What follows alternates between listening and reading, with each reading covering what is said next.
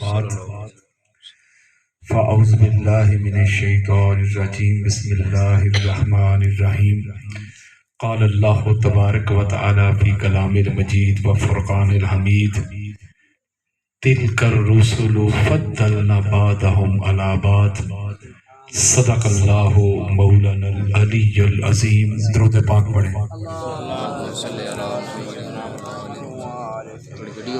معزز و محتشم آل نبی اولاد علی پیر طریقت رہبر شریعت پیر سید صابر حسین شاہ صاحب دامت برکاتہم قدسیہ النقوی البخاری. معزز و محتشم عزت مآب صاحبزادہ والا شان محترم سید ذوالقرنین شاہ صاحب النقوی البخاری دامت برکاتہم قدسیہ، سادات کرام، علماء کرام، قرآ حضرات، ثنا خان مصطفیٰ اور حاضرین و سامعین، اللہ رب العزت کا بے پایا لطف و کرم ہے کہ جس کی توفیق سے ہم آج کے پرفتن دور میں، مشکل ترین دور میں، تکفیریت کے دور میں، فرقہ واریت کے دور میں، خارجیت اور ناسبیت کے دور میں ہم ذکر محمد اور آل محمد سننے سنانے کے لیے جمع ہوئے. اللہ تعالی ہم سب کا آنا جانا سننا سنانا اپنی بارگاہ میں قبول فرمائے، اور جو دلدار بھائی نے آقا علیہ الصلوۃ والسلام کی اور حضور کی اہل بیت اطہار کے ذکر کی یہ پاک محفل سجائی ہے، اللہ ان کے گھر کو سجا دے. اللہ کاروبار میں برکت دے، رزق میں برکت دے، اولاد میں برکت دے، محبت اہل بیت میں برکت دے. دیکھیں میرے بزرگ بھی بیٹھے ہوئے ہیں، سفید داڑیوں والے، جوان بھی ہیں، بچے بھی ہیں، میرے بھائی بھی ہیں. میں اتنی دور سے ٹریول کر کے آیا ہوں، سیالکوٹ سے، آپ لوگوں کا مہمان بھی ہوں. میں اس گھر کا منگتا ہوں اور غلام. صاحبزادہ صاحب نے مجھے کال کی تو میں نے اسی وقت آمین کہہ دیا. حالانکہ میں نے ان سے صبح کو ریکویسٹ بھی کی تھی کہ معافی نہیں مل سکتی، انہوں نے کہا نہیں مل سکتی، آپ نے آنا ہے. تو میں آ گیا. تو آپ لوگوں کا مہمان بھی. فرض کریں کسی کو میں اچھا نہیں لگتا، مجھے دفع کریں، یہ نہ دیکھیں کہ ذکر کون کر رہا ہے، یہ دیکھیں ذکر کن کا ہو رہا ہے. کیا بات. میں بھی نعت ہو رہی تھی تو میں پریشان ہو گیا تھا، لیکن ابھی تھوڑا سا مجھے حوصلہ ہوا ہے کہ نہیں آپ بولے. میں پریشان تھا کہ یار ہمارا ایک دعویٰ ہے یا ہمارا ایک عقیدہ ہے کہ حضور سے بڑی محبت کرتے ہیں. کوئی اہل سنت ہو، کوئی دیوبند ہو، کوئی اہل حدیث ہو، کوئی شیعہ ہو، کوئی رضوی ہو، کوئی بریلوی ہو، حضور سے تو محبت کرتے ہیں نا. بولے یار کوئی نبی تے سارے دا سانجا ہے نا. یعنی ہم کہتے ہیں کہ حضور کے محب ہیں. ایک طبقہ ہے وہ کہتا ہے عاشق نہیں کہنا چاہیے، چلو ہم اس پہ بھی نہیں لڑتے، وہ محب مانتے ہیں اپنے آپ کو. چلو محب تو ہیں نا. تو میں ایک بات کرتا ہوں، جب آپ ہیں محب، حضور بن گئے محبوب، اور آپ ہیں عاشق، حضور بن گئے معشوق. ٹھیک ہو گیا. آپ ہیں طالب، حضور بن گئے مطلوب. تو میں ایک بات کرتا ہوں یار پھر وہ کیسا محب ہے، وہ کیسا عاشق ہے کہ جس کے سامنے اس کے محبوب کا ذکر ہو. یاروں کوئی آپ کے محبوب کے حسن کے چرچے کرے، کوئی کہے کہ یار آپ کا محبوب بڑا حسین ہے، بڑا جمیل ہے، بڑا کمال ہے، بڑا جلال ہے، تو عاشق کو یا محب کو خوشی ہوتی ہے کہ وہ ایسے بیٹھا رہتا ہے. بولے یار تو خوشی جو ہوتی ہے نا، خوشی چہرے سے ظاہر ہوتی ہے، خوشی انسان کے عمل سے ظاہر ہوتی ہے. وہ خوشی جھلکتی ہے، خوشی نظر آتی ہے. اس لیے حضور کے میلاد کی خوشی یا خوش ہونے کا ذکر نہیں آیا قرآن میں، خوشی منانے کا ذکر آیا. تو منانے سے نظر آتا ہے یار کوئی بندہ کمکمے لگائے، یہ نظر آ رہے ہیں، وہ لائٹنگ کرے، وال چاکنگ کرے، لنگر تقسیم کرے، تو یہ سارا کچھ نظر آ رہا ہے نا. تو جب نظر آتا ہے تو کوئی پوچھتا ہے یار آج وال چاکنگ کیوں کر رہا ہے، یہ کمکمے کیوں لگا رہا ہے، یار جھنڈیاں کیوں لگا رہا ہے، یہ لنگر کا اہتمام کیوں کر رہا ہے. وہ کہتا ہے کہ خوشی منا رہا ہوں آمینہ کے لال کی. اس لیے یار میں اتنی دور سے چل کے ہوں، آپ اور کچھ نہ کریں یار، چہروں پہ تو رونق لے آئے نا. حضور علیہ السلام فرمایا کرتے تھے کہ اللہ اور اللہ کے رسول کی محبت میں چہرے پہ رونق آئے تو جب غم ہو تو اگر آنسو نہ بھی نہ آئے تو چہرہ تو رونے والا بن جائے. سبحان اللہ. اس کا مطلب ہے کہ چہرے سے تعلق ہے. خوشی ہو تو چہرے سے جھلکے. تو آپ ذرا خوش ہو کے میری بات سنیے. مجھے دفع کریں, مجھے درمیان سے نکال دیں. حضور کی آل کا میں نے ذکر کرنا ہے. میں پریشان ہو کے بیٹھا تھا کہ جن کو سنانے کے لیے آیا ہوں اگر باتیں میری اوپر سے ہی نکل گئی, گزر گئی, تو مجھے آنے کا فائدہ کیا ہوا. تو پیر صاحب سے میں یہ ریکویسٹ کر رہا تھا, اب میں ہاتھ جوڑ رہا ہوں آپ سے, اثر کرے نہ کرے سن تو لے میری فریاد. نہیں ہے داد کا طالب یہ بندہ آزاد, اور انداز بیاں گرچہ بہت شوق نہیں, شاید کہ تیرے دل میں اتر جائے میری بات. میں نے آپ کو قرآن سنانا ہے اور مصطفیٰ کا فرمان پہنچانا ہے. کریں شروع پھر اللہ تعالیٰ آپ کو سلامت رکھے. یہ جو آپ بیٹھے ہیں اللہ کے گھر میں جاگ رہے ہیں, یہ آپ کا جاگنا یا بیٹھنا یہ ویسٹ نہیں ہو رہا, ضائع نہیں ہو رہا. حالانکہ ہم وہ قوم ہیں, ہم تو ساری رات کرکٹ میچ دیکھتے رہتے ہیں, بے شک ہار ہی جائیں. ساری رات شادی کے فنکشن اٹینڈ کرتے ہیں, دوست احباب میں بیٹھتے ہیں, گیٹ ٹوگیدر ہوتی ہے. لیکن یہاں جو اللہ کے گھر میں بیٹھ کے جاگ رہا ہے, اللہ کی عزت کی قسم کھا کے کہتا ہوں, یہ بیٹھنا, یہ ذکر کرنا, یہ سننا ادھر لکھا جا رہا ہے, یہ قبر میں بھی کام آئے گا, حشر میں بھی کام آئے گا. قرآن مجید فرقان حمید کی سورہ بقرہ اس کی آیت نمبر 253, یہ دوسرا مائک بند کر دیں, 253 جو میں نے ایک ابتدائی جز اس کا آپ کے سامنے پڑھا ہے. بیٹا خاموش. اس میں اللہ رب العزت نے انبیاء اور رسل کا ذکر کرتے ہوئے فرمایا کہ تلک الرسل, یہ جو میں نے رسول دنیا میں بھیجے ہیں, دنیا میں جو مبعوث کیے ہیں, یہ رسول میں نے ایک کیٹیگری میں, ایک درجہ میں, ایک رتبہ میں, ایک سکیل میں نہیں بھیجے, ایک جیسے کر کے نہیں بھیجے. تو مولا کیسے بھیجے؟ فرمایا بعض کو بعض پر فضیلت دی ہے, بعض کو بعض پر افضلیت دے کے بھیجا ہے. منہم من کلم اللہ ورفع بعضهم درجات, ان میں سے کچھ ایسے ہیں جن سے اللہ نے کلام کیا ہے, اور کچھ ایسے جن کے اللہ نے درجے بلند کیے ہیں. یہ ہوا کہ قرآن کی اس آیت سے پہلی دلیل ہمیں یہ ملی میرے دوستو کہ اللہ نے جو دنیا میں نبی اور رسول بھیجے ہیں ایک درجے میں نہیں بھیجے جو کہتے ہیں کہ سارے ایکو جے, سارے ایکو جے نہیں, بعض کو بعض پہ افضلیت دے کے بھیجا. اس کا کیا معنی ہے؟ یعنی کہ حضرت ابراہیم علیہ السلام کو افضلیت دی ہے حضرت اسماعیل علیہ السلام, حضرت موسیٰ علیہ السلام کو افضلیت دی ہے حضرت ہارون علیہ السلام. اس کا کیا معنی ہے کہ جس کو اللہ نے افضلیت دی ہے, جس کا رتبہ بلند کیا ہے, تو دوسرے کی گستاخی ہو رہی ہے. بولے اچھا حضرت ابراہیم کی شان زیادہ ہے علیہ السلام, تو آپ کو کیا لگتا ہے اسماعیل علیہ السلام کی گستاخی ہو گئی, پھر بے ادبی ہو گئی؟ آپ کہیں گے نہیں, ابراہیم علیہ السلام کا اپنا مقام, اسماعیل علیہ السلام کا اپنا مقام, حضرت موسیٰ علیہ السلام کا اپنا مقام, حضرت ہارون علیہ السلام کا اپنا مقام. تو قرآن کی نص سے تو یہ بات سمجھ میں آ گئی نا, اگر کوئی ابراہیم علیہ السلام کی شان بیان کرے حضرت جی, تو آپ کو کس نے بتا دیا کہ اسماعیل علیہ السلام کی کوئی گستاخی اور تنقیص ہو رہی ہے؟ اور یہی اصول ہے.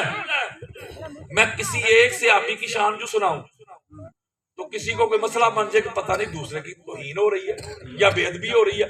پتہ چلا ایک کی شان بیان کرنے سے دوسرے کی تنقیص نہیں ہوتی, دوسرے کی گستاخی نہیں ہوتی. یہ قرآن کا اصول آ گیا. اور آگے جو اللہ رب العزت نے افضلیت کی جو آگے شرائط بیان کی ہیں وہ یہ بیان کی ہیں کہ افضل وہ ہوتا ہے جس کے فضائل زیادہ ہوں. جس کی صفات زیادہ ہوں، جس کے خصائص زیادہ ہوں، وہ ہوتا ہے افضل۔ اب سوالات کم و بیش راؤنڈ اباؤٹ جتنے بھی اللہ رب العزت نے دنیا میں انبیاء بھیجے ہیں، ان سب میں جو افضل اور اعلیٰ ذات ہے وہ محمد مصطفیٰ صلی اللہ علیہ وآلہ وسلم کی ذات ہے۔ کیوں؟ اس لیے کہ حضور کے فضائل زیادہ ہیں یار۔ کسی نبی کو ایک صفت ملی، کسی کو ایک معجزہ ملا، کسی کو عصا دے دیا، کسی کو مردے زندہ کرنے کا معجزہ دے دیا، کسی کو حسن زیادہ دے دیا، کسی کو سخن میں کمال دے دیا، کسی کو خطابت میں کمال دے دیا۔ تو اس کا مطلب ہے یہ الگ الگ انبیاء کو جو اللہ نے صفات دی، اگر سارے انبیاء کی صفات کو ایک وجود میں جمع کریں تو پاک محمد بنتا ہے صلی اللہ علیہ وآلہ وسلم۔ بعد از خدا بزرگ تو ایک قصہ مختصر۔ قرآن کی نص سے یہ بات ازر من الشمس ہو گئی کہ اعلیٰ وہی بنے گا، افضل وہی بنے گا، عظمت اسے ملے گی، رفعت اسے ملے گی، بلندی اسے ملے گی جس کے پاس خصائص زیادہ ہوں، جس کے پاس صفات زیادہ ہوں، جس کے پاس فضائل زیادہ ہوں، وہی بنے گا اعلیٰ، وہی بنے گا افضل۔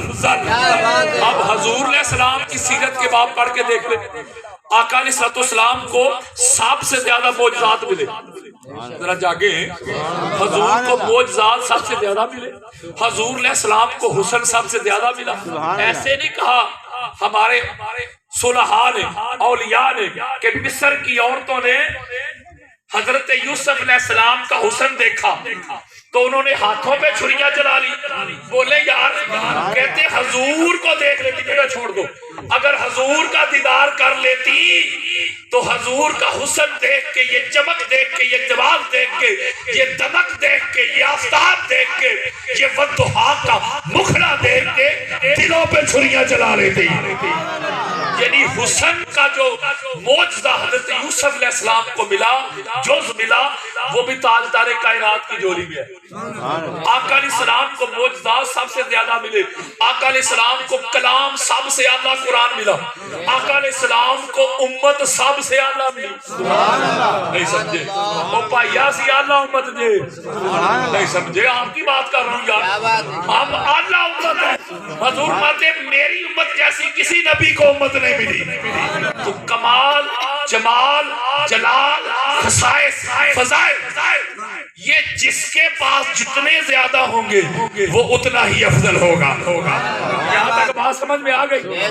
اب قرآن مجید فرقان حمید کے اس اصول کو لے کے چلتے ہیں۔ اب جس ہستی کو بھی ہم نے حضور کے بعد افضل کہنا ہے، حضور کے بعد اعلیٰ کہنا ہے، تو قرآن نے جو ہمیں شرط دی، قرآن نے جو پیر صاحب ہمیں یہ اصول دے دیا، اب اس ہستی کو جس کو ہم کہیں گے یہ حضور کے بعد سب سے افضل ہے، تو جو قرآن نے اصول بیان کیا، جو شرط بیان کی، اب دیکھا جائے گا کہ اس ہستی کے پاس خصائص زیادہ ہیں کہ نہیں، فضائل زیادہ ہیں کہ نہیں، عظمتیں زیادہ ہیں کہ نہیں۔ اگر تو اس کا حسب بھی اعلیٰ ملے، نسب بھی اعلیٰ ملے، زہد بھی ملے، ورع بھی ملے، تقویٰ بھی ملے، طہارت بھی ملے، یکتا بھی ملے، بیداری بھی ملے، شعور بھی ملے، دستور بھی ملے، قانون بھی ملے، فنون بھی ملے، حسن بھی ملے، سخن بھی ملے، علم بھی ملے، حلم بھی ملے، صداقت بھی ملے، عدالت بھی ملے، امانت بھی ملے، دیانت بھی ملے، شرافت بھی ملے، طاقت بھی ملے، فصاحت بھی ملے، بلاغت بھی ملے، نفاست بھی ملے، طہارت بھی ملے، امامت بھی ملے، خلافت بھی ملے، تو پھر مان لو کہ وہی ہستی سب سے افضل ہے۔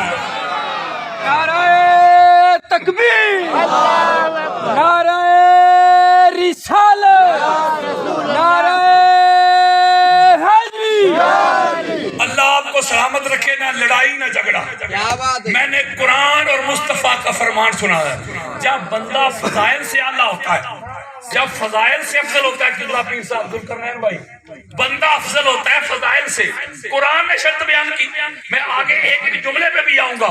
اب پتا کرتے ہیں کہ حضور کے بعد فضائل کس کے پاس زیادہ ہیں، صفات کس کے پاس ہے، عظمتیں کس کے پاس ہے۔ پہلا میں جو قول پیش کرنے لگا ہوں حضرت عبداللہ ابن عباس کا. حضرت عبداللہ ابن عباس پتہ ہے کون ہے؟ حضور علیہ السلام کے حضور علیہ السلام کے چچا کے بیٹے. حضرت عبداللہ ابن عباس اتنی بڑی علمی شخصیت ہے کہ جن کو آقا علیہ السلام نے فرمایا تھا کہ یہ مفسر قرآن ہے. اور حضرت عبداللہ ابن عباس فرمایا کرتے تھے اگر میرے اونٹ کی نکیل بھی گم ہو جائے نا تو وہ میں نے کیسے تلاش کرنی ہے اس کا حل بھی میں قرآن سے ڈھونڈ لیتا ہوں. آج بھی مارکیٹ میں ان کی تفسیر ابن عباس آج بھی موجود ہے. اتنی بڑی شخصیت دے رہا ہوں. جلیل القدر صحابی بھی اور تاجدار کائنات کے قدر بھی. وہ کیا فرماتے ہیں؟ اہل سنت کے سر کے تاج ہے محدث صرف ابن جوزی. ان کی کتاب ہے تذکرۃ الخواص جلد نمبر 2 صفحہ نمبر 253 میں یہ روایت موجود ہے. اس کے علاوہ امام طبرانی بھی المعجم الاوسط میں یہ روایت لے کے آئے. خطیب بغدادی تاریخ بغداد میں یہ روایت لے کے آئے. حضرت عبداللہ ابن عباس کا فرمان سنو. آپ فرماتے لو ان الشجر اقلام والبحور مداد والانس والجن ما احصوا فضائل امیر المومنین علی ابن ابی طالب. لاجی گالی بک گئی. حضرت عبداللہ ابن عباس کسی بندے کو میری کوئی روایت سے مسئلہ ہو تو میرے جانے کے بعد اگر مگر نہ کرے, میرے جانے کے بعد کوئی شر نہ پھیلائے, مجھے ملے, میں جو کچھ سناؤں گا اہل سنت کی کتب سے دکھا کے جاؤں گا. حضرت عبداللہ ابن عباس کہتے ہیں اگر ساری دنیا کے جو درخت ہیں ان کی کلمیں بن جائیں, ساری دنیا کے جو سمندر ہیں ان کی سیاہی بن جائے, انک بن جائے, ساتوں آسمان ورق بن جائے. توجہ ذرا میرے تو رکھو. اور فرماتے جن و انس یعنی جنات بھی سارے اور انسان بھی سارے یہ مل کے لکھنا شروع کر دیں تو علی علیہ السلام کے فضائل کی فے بھی نہیں لکھ سکتے. کہ جو اللہ نے علی علیہ السلام کو فضائل عطا کیے ہیں, جو خصائص عطا کیے ہیں, جو صفات عطا کی ہیں, سارا زمانہ بھی مل کے اسے لکھنا شروع کر دے, لکھ ہی نہیں سکتے. اسی لیے آپ مولا علی علیہ السلام کی سیرت کا کوئی باب کھول کے دیکھیں, ابھی کھولیں, کوئی پہلو, کوئی ڈائمینشن, کوئی زاویہ, کوئی پوائنٹ آف ویو ابھی کھولیں مولا علی علیہ السلام. اگر تمہیں علی جیسا دنیا میں کوئی نظر آئے تو مجھے ضرور بتانا. علم دیکھو گے علی جیسا عالم ہی نظر کوئی نہیں آئے گا. یہ حضور کے بعد سب سے بڑے عالم ہے. اور طاقت دیکھو گے ہائے ہائے علی علیہ السلام جیسا کبھی نظر نہیں آئے گا. حسن دیکھو گے تو حسین, سخن دیکھو گے تو سب سے بڑے مقرر نظر آئیں گے. زہد, ورع, تقوی, طہارت, یقظہ, بیداری, اللہ کے دین کے لیے مال خرچ کرنا ہو علی, اللہ کے دین کے لیے جان قربان کرنی ہو علی, اللہ کے دین کی خاطر بچڑے قربان کرنے ہو علی, اللہ کے دین کی حفاظت کرنی ہو علی, اللہ کے رسول کو بچانا ہو علی, وہ ہجرت کی رات بستر پہ تاجدار کائنات کی چادر اوڑھ کے سو جانا ہو علی, وہ بدر میں کفار کو واصل جہنم کرنا ہو علی, احد میں علی, خندق میں علی, حنین میں علی, خیبر میں علی, وہ سیرت کے باب کھولتا جا. اگر علی جیسا کوئی ملے تو مجھے ضرور دکھانا.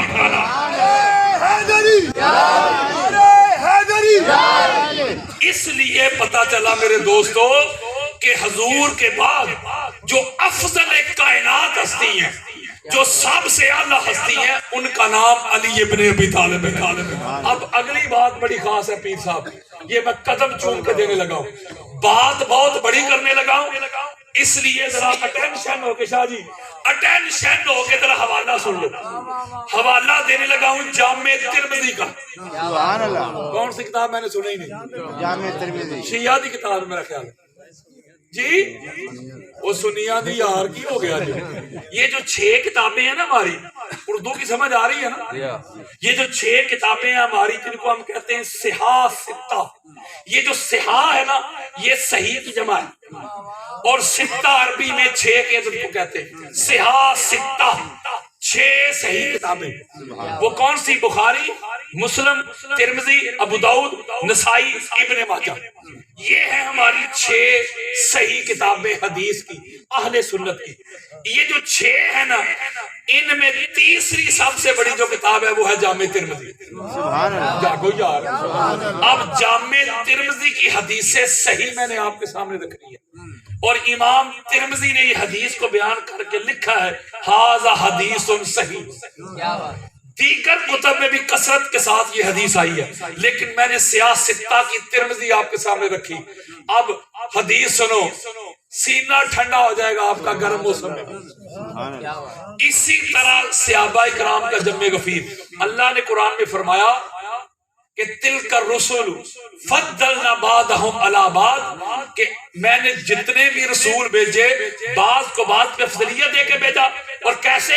فرمایا منہم من کلم اللہ, ان میں سے کچھ ایسے ہیں جن سے اللہ نے کلام کیا.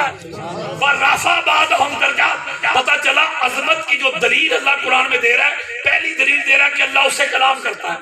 جاگو کہ اس کا رتبہ بلند کرتا ہے. اب دونوں ہی میں چیک کر رہا ہوں. حضور کے بعد آپ کے سامنے رکھنے لگا ہوں جامع ترمذی. طائف کے روز سارے صحابہ ایسے جمع ہیں, پہلے سے لے کے آخری تک, حضرت ابو بکر سے لے کے حضرت بلال تک رضی اللہ عنہم, سارے کے سارے all companion of the holy prophet, سارے جمع ہیں. آقا علیہ السلام نے علی علیہ السلام کو بلایا, تعال یا علی. اب علی علیہ السلام کو اپنے پاس بٹھایا, ابھی ترمذی لے کے ابھی کھول کے دکھاتا ہوں, اپنے پاس بٹھا کے ان سے گفتگو شروع کر دی. کان مبارک میں اونچی اونچی نہیں, اپنے پاس بٹھا کے علی علیہ السلام کے کان مبارک قریب کر کے گفتگو شروع, کنورسیشن شروع ہوتی رہی ہوتی رہی.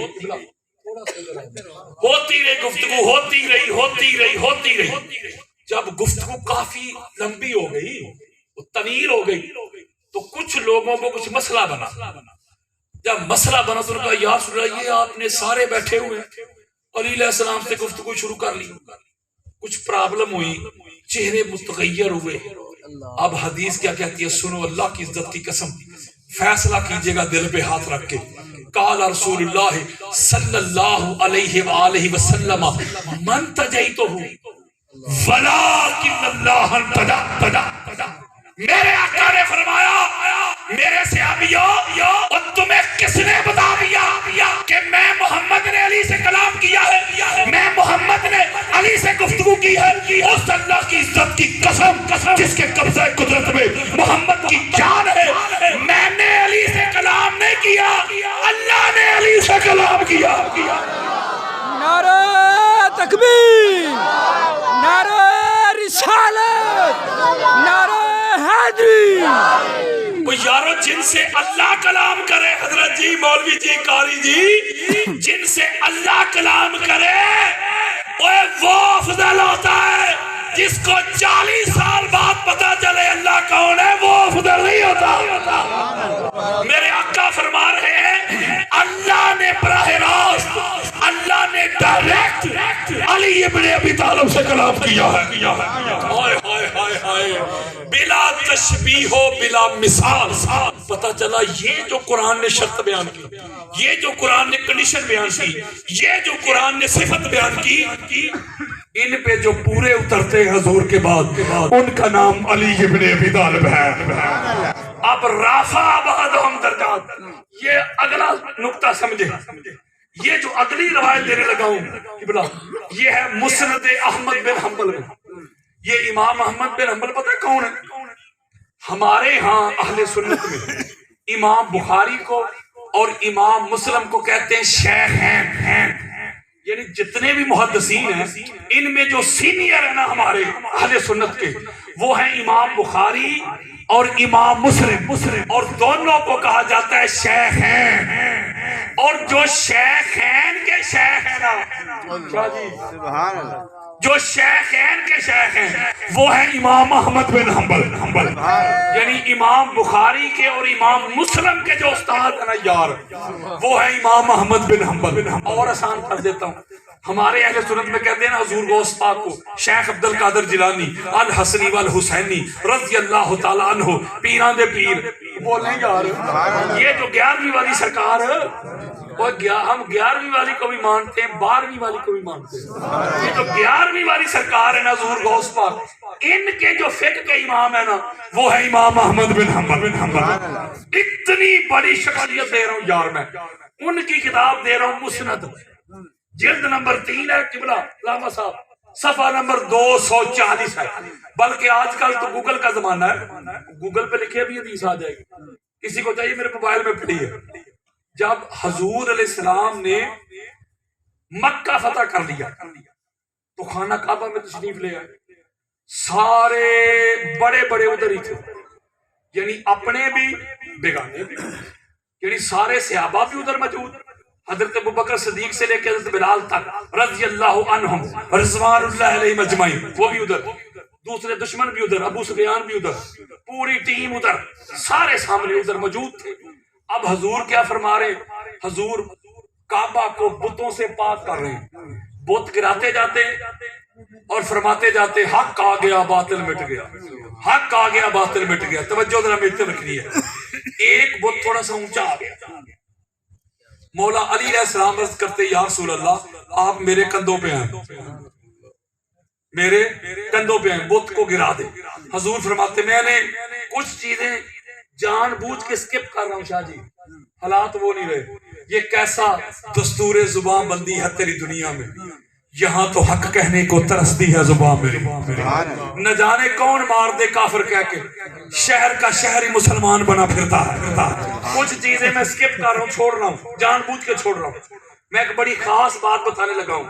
حضور علیہ السلام فرماتے ہیں علی میں نہیں تیرے کندھوں پہ آتا، تو میرے کندھوں پہ آ۔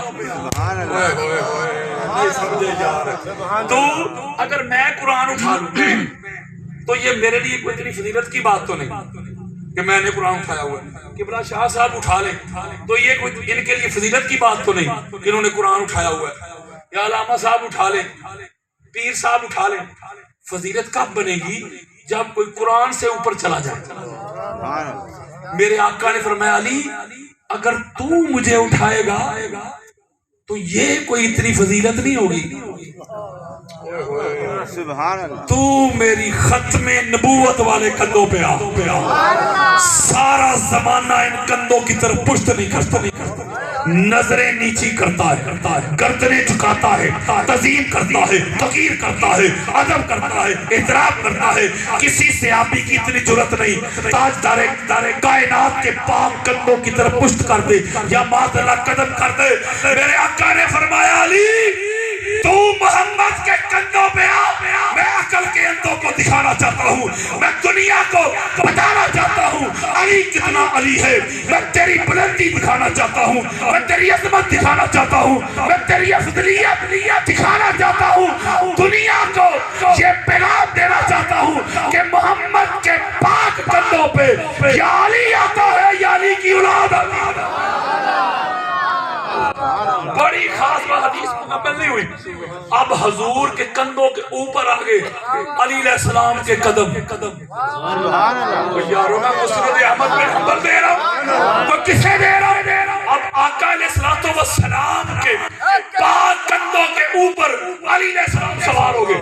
پیر صاحب جملہ اگلا سننے والا ہے، جب مولا علی علیہ السلام حضور کے کندھوں پہ سوار ہو گئے نا بت گرانے کے لیے، تو نیچے سے حضور علیہ السلام نے پوچھا علی کہاں تک پہنچے ہو؟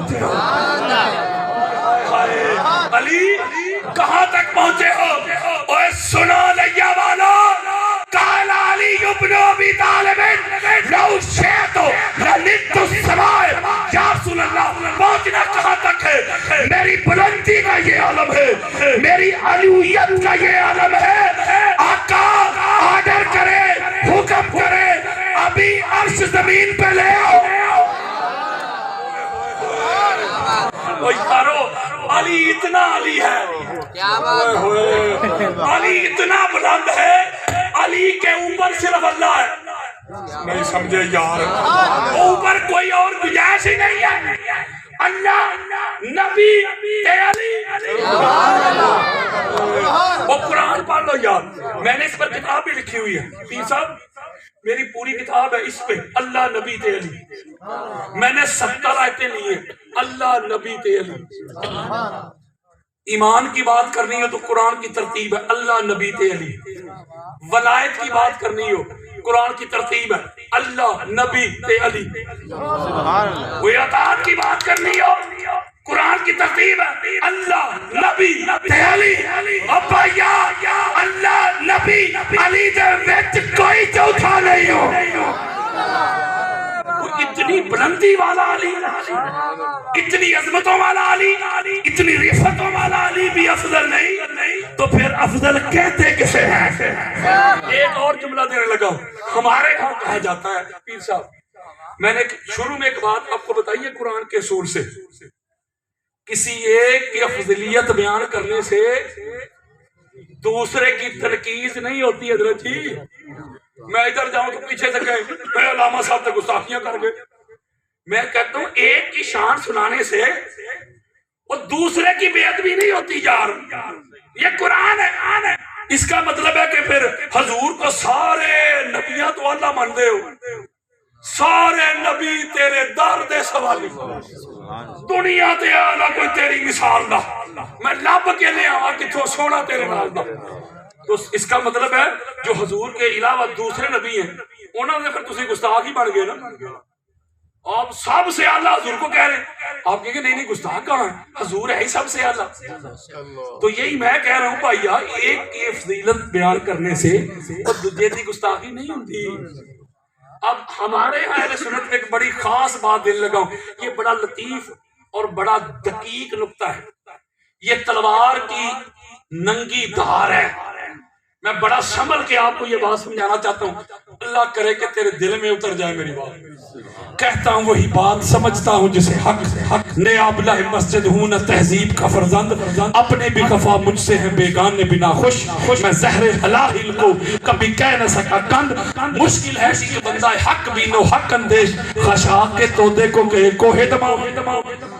5-7 بندے بھی میری گال سمجھ گئے تو میرا کام بن جائے گا، توجہ ذرا میری طرف رکھیں۔ ہمارے ہاں کہا جاتا ہے اہل سنت کا یہ موقف ہے کہ بعد از انبیاء افضل البشر حضرت ابو بکر صدیق رضی اللہ تعالی عنہ، ہمارے اہل سنت میں یہ عقیدہ بیان کیا جاتا ہے کہ بعد از انبیاء افضل البشر حضرت ابو بکر صدیق بالتحقیق۔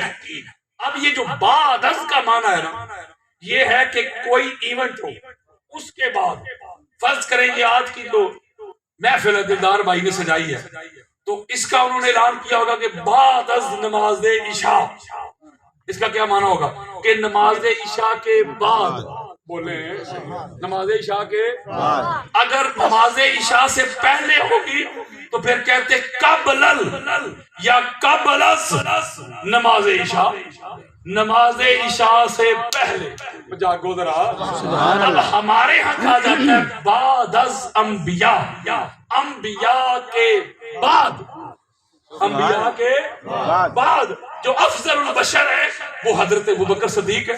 حضرات میں نہ لڑائی کرتا ہوں، نہ جھگڑا کرتا ہوں، نہ فتویٰ لگاتا ہوں، نہ روکتا ہوں، آپ بعد از انبیاء افضل البشر حضرت ابوبکر صدیق کو مانتے ہیں، مانے، بولتے ہیں بولنے، لیکن عدل لے کے آئیں، انصاف لے کے آئیں۔ تجھے بتاؤں علی کون ہے، تجھے بتاؤں علی کی افضلیت کیا ہے، تجھے بتاؤں علی کتنا علی ہے۔ حضرت جی، علامہ جی، قاری جی، مفتی جی، علی بعد از انبیاء نہیں، علی قبل الانبیاء ہے۔ وہ سادہ کرتا ہوں، علی انبیاء کے بعد نہیں، علی انبیاء سے پہلے ہے۔ بڑی بات ہو گئی نا، بڑی بات ہو گئی، میں نے کر دی، میں نے کہا علی انبیاء کے بعد نہیں، انبیاء سے، بولو یہ چھوٹی گل نہیں، بڑی وڈی ہے نا تے حوالہ بھی بڑا ہی سنو کسی کے بڑے قبروں سے بھی نکل کے آ جائیں گے کوئی مائی کا لال میری بات کو رد نہیں کرے گا حوالہ اتنا تگڑا ہے امام احمد بن حنبل کی فضائل صحابہ دوڑو امام احمد بن حنبل کرو اتنی بڑی شخصیت امام احمد بن حنبل اس سے بڑا میرے پاس نہ کوئی محدث ہے نہ کوئی فقیہ ہے بلکہ وہ امام الائمہ فی الحدیث ہے اتنی بڑی علمی شخصیت ان کی کتاب ہے فضائل صحابہ جلد نمبر 2 حدیث کا انٹرنیشنل نمبر 1130 1130 1130 ابھی گوگل پہ لکھیں گے حدیث آ جائے گی ساری دنیا گلوبل ویج بن چکی ہے آؤ میں آپ کو بتاتا ہوں علی بعد از انبیاء کے قبل الانبیاء ہے حضرت سلمان فارسی رضی اللہ تعالی عنہ حدیث کے راوی حدیث سنو قال رسول اللہ صلی اللہ علیہ وآلہ وسلم کنتو